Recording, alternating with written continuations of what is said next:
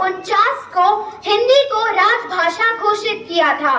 इसके बाद हिंदी को बढ़ावा देने के लिए राष्ट्रभाषा प्रचार समिति के कहने पर 1953 से पूरे भारत में 14 सितंबर को हिंदी दिवस के रूप में मनाया जाने लगा। 14 सितंबर 1953 को देश में पहली बार हिंदी दिवस मनाया गया। चाहती हूँ, एक डोर से जो सबको है बांधती वह भाषा हिंदी है। सभी भाषाओं की सगी बहन वह भाषा हिंदी है। भरी पूरी हो सभी बोलियां यही कामना हिंदी है। गहरी हो पहचान आपसी यही साधना हिंदी है।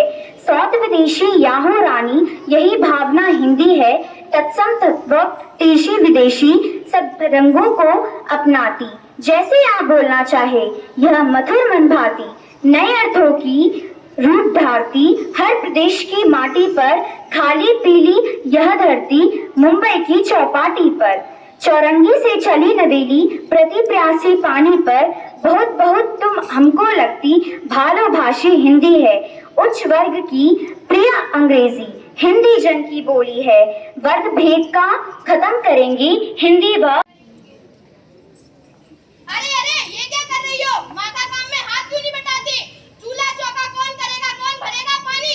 माँ की तबीयत खराब हो गई, तुम्हें समझ नहीं आती? अरे रहने दो पढ़ लिख जाएगी, कुछ बन जाएगी, नाम हमारा रोशन कर जाएगी। अरे भाई रहने दो, पढ़ लिख कर क्या करेगी? जल्दी से ब्याह करवा दो, इसका हाथ पीले कर दो वरना बहुत पछताओगे। हाँ हाँ बहन तुम ठीक कह रही हो। ला इधर चली पढ़ने पढ़ाने। पिताजी मेरी परीक्षा है, मुझे पढ़ने दीजिए। अंकल पढ़ने दो ना हमें, क्यों फाड़ते हो हमारे किताबों के पन्ने? चल भाग यहाँ से, आए बड़ी पढ़ने पढ़ाने और हमें समझाने। कैसी बुआ है, पढ़ने भी नहीं देती। अरे अरे मुझे मत पढ़ाओ, जाओ जाओ जाओ।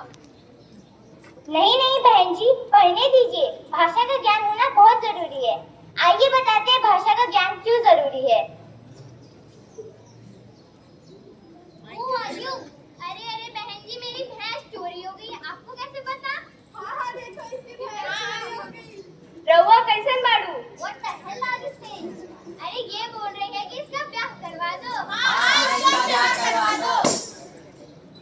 नहीं इसके चेक भरवाइए। हमें क्षमा कर दो बेटी, हमसे बहुत बड़ी भूल हो गई जो हमने लड़कियों को पढ़ने से रोका। अब हम गांव की लड़कियों को पढ़ाएंगे, काबिल बनाएंगे और देश को आगे बढ़ाएंगे। तो देखा आप सबने भाषा का ज्ञान ना होने का और अशिक्षित होने का नतीजा। इसलिए कहते हैं पढ़िए पढ़ाइए, अपने बच्चों को काबिल बनाइए। हाँ पढ़िए पढ़ाइए और अपने बच्चों को काबिल बनाइए। धन्यवाद। के लिए बहुत आवश्यक है। जैसे कुछ भी काम करने के लिए आपके शरीर में हाथ पैर बनाए हैं भगवान ने और आपके शरीर में विभिन्न अंग बनाए हैं, वैसे ही भाषा जो है आपके लिए अति आवश्यक है। यदि भाषा का ज्ञान नहीं होगा तो आप शिक्षा नहीं ले सकते। भाषा कोई भी हो, हम लोग अपने विद्यालय में 3 भाषा का फॉर्मूला फॉलो करते हैं, इंग्लिश, हिंदी एंड तमिल। तीनों भाषाएं एक समान है और तीनों ही बहुत प्रमुख है, इम्पोर्टेंट है। अगर आपको तीनों की नॉलेज नहीं होगी, आप उस भाषा के साहित्य से वंचित रह जाएंगे।